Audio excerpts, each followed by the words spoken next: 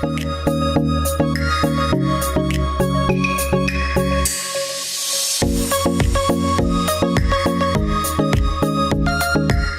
guys, Daniel Vadnal, Fitness FAQs. Today's video, I want to teach you a very unique but highly effective exercise for building up the strength in your triceps, as well as increasing the muscle size of your triceps. So if you're someone that's watching this video that's interested in getting stronger in, say, an L-sit position, this is the video and the exercise for you.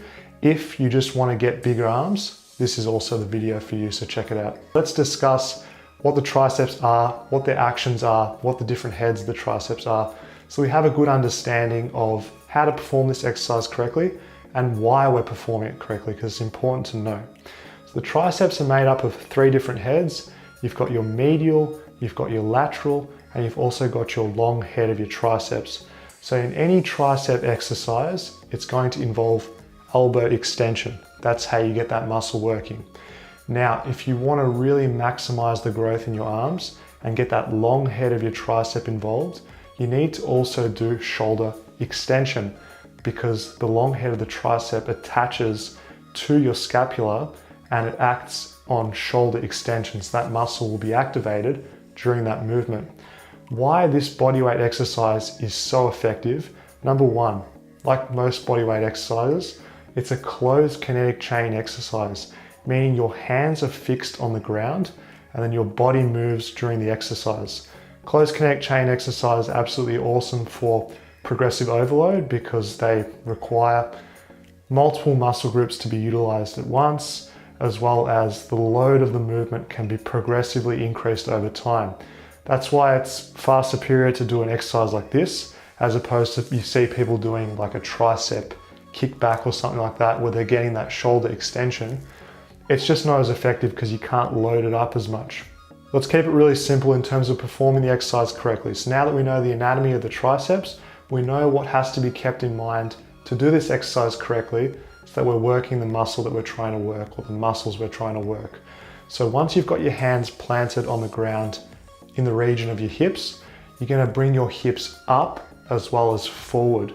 So by doing this, we're getting extension at the shoulder, and this is going to force that long head of the triceps to really contract and work hard to keep ourselves in this movement.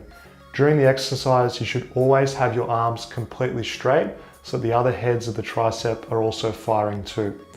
This exercise is really challenging, so don't be surprised if you can't get your hips up to shoulder height. As long as if you're intending to get your hips up and forward to the best of your abilities whilst keeping your arms straight, I'm happy, and you'll also be feeling it to the full extent. Don't be surprised, especially with this exercise, if you haven't tried something like this before, if you get immediate cramps or really severe DOMS the next day, or muscle soreness.